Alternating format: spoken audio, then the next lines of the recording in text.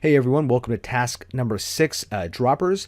So let's begin. Droppers are software that phishing victims tend to be tricked into downloading and running on their system. The dropper may advertise as something useful or legitimate, such as a codec to view a certain video or software to open a specific file.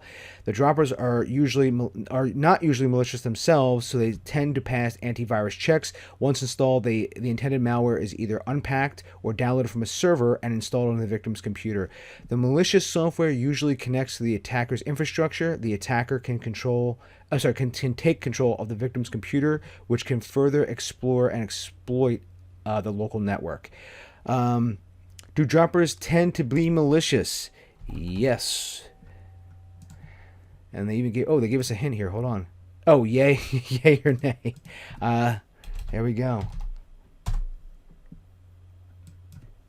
Nay? Well, how about that?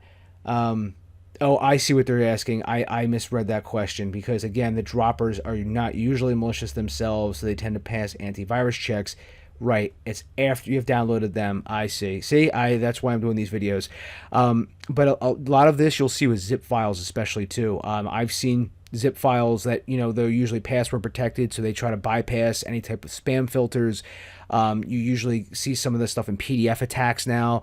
And, of course, the always known as the Excel or Word macros. So if you have macros enabled, it would automatically, and downloaded something, it would automatically run, which is why they always say don't have macros in any type of Office product installed, or set to automatically run because of the danger.